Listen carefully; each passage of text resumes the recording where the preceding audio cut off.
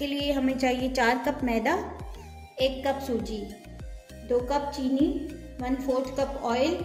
यहाँ पे मैंने 4 टेबलस्पून तिल ले लिए हैं और 4 टेबलस्पून मेरे पास कोकोनट पाउडर है और 10 से 12 इलायची के दाने, और यहाँ मेरे पास दूध है जिससे हम इसका डो बनाएंगे। अगर आप चाहें तो आप रेसिपी को हाफ भी कर सकते हैं। जैसे मैंने 4 कप मैदा लिया तो आप 2 कप मैदा ले लें। मैंने 1 कप सूजी ली है तो आप इसको हाफ कप कर लेंगे, और 2 कप चीनी है आप इसको 1 कप कर लेंगे। ठीक है, सारी रेसिपी को आप हाफ कर लेंगे। तो सबसे पहले हमने क्या करना है, ये हमारे पास शुगर है 2 कप। ठीक है, इसको हमने पीस लेना है। आपने साबुत चीनी नहीं डाली, और ये साथ में इसके इलायची के दाने डाल दें। अगर आप इलायची के दानों को अलग से पीसेंगे तो क्योंकि इलायची के दाने बहुत थोड़े से हैं तो ये सही पीसेंगे नहीं मशीन में, इसलिए आपने इसको चीनी के साथ ही पीसना है। ठीक है, हमने अपनी चीनी और इलायची को बहुत अच्छे से पीस लिया है। ठीक है, अब हम अपना डो रेडी करते हैं। सबसे पहले हम इसमें डालते हैं, ये 4 कप मैदा है हमारे पास। आपने सेम कप से मेजरमेंट करनी है सारी, जिस कप से आप मैदा नाप रहे हैं उसी कप से आपने बाकी सारी चीज़ें भी नापनी है। ये हमारे पास 1 कप सूजी है, 4 कप मैदा हो गया, 1 कप सूजी हो गई, 2 कप चीनी और पिसी हुई इलायची, प्लस ये हमारे पास है 4 टेबलस्पून कोकोनट पाउडर, 4 टेबलस्पून तेल। ये हमारे पास है 1/4 कप ऑयल। अब हम इसका अच्छा सा डो बना देते हैं। आपने थोड़ा थोड़ा करके दूध ऐड करना है, अदरवाइज आपका डो बहुत पतला हो जाएगा। हमने इसका हार्ड डो बनाना है, सॉफ्ट डो नहीं बनाना।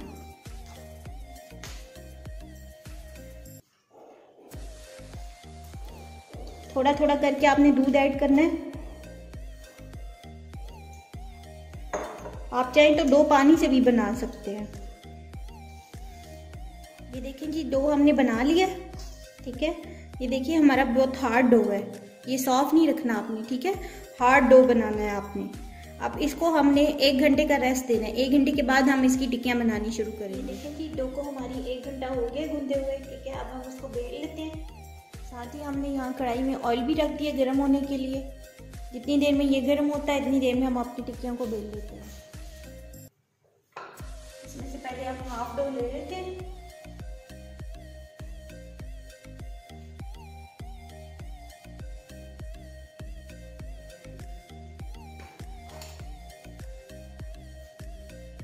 थोड़ा सा मैदा लगा लेते हैं।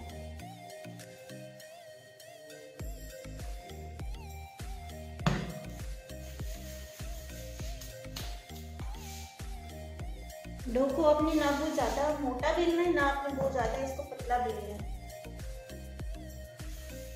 बहुत ज्यादा पतला बेलेंगे तो ये बिल्कुल कड़क हो जाएंगे, आपसे खाई नहीं जाएंगे।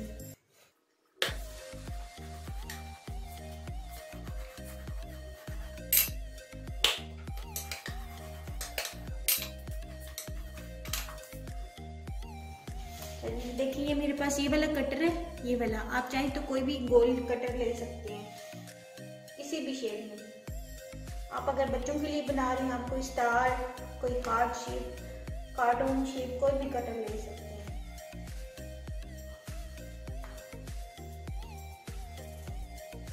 ये देख रहे हैं आप, इसकी थिकनेस इतनी होनी चाहिए।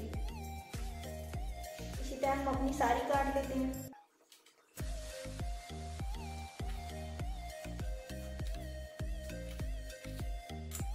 ये हम दोबारा यूज कर लेंगे। हमारा गर्म हो चुका है, अब हम इसमें अपनी टिक्कियाँ डालना शुरू कर देते हैं।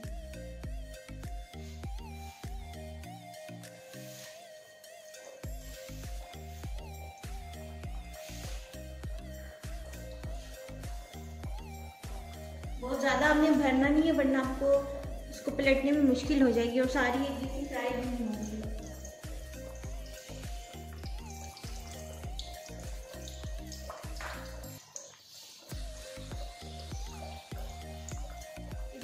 हमारी खुद ऊपर आ गई है। अब हम इनको पलटेंगे।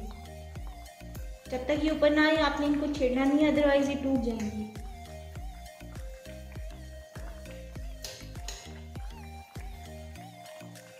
और इनको अपनी हल्की आंच पे बनाना है। अगर आप तेज आंच पे बनाएंगे तो ये अंदर से कच्ची रह जाएंगी। देखिए जी हमारी चिकन को बहुत अच्छा सा गोल्डन ब्राउन कलर आ गया। अब हम इनको निकाल लेते हैं।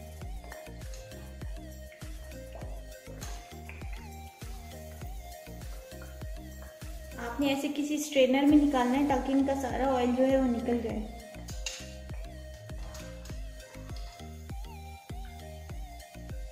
इसी तरह हम बाकी भी फ्राई कर लेते हैं।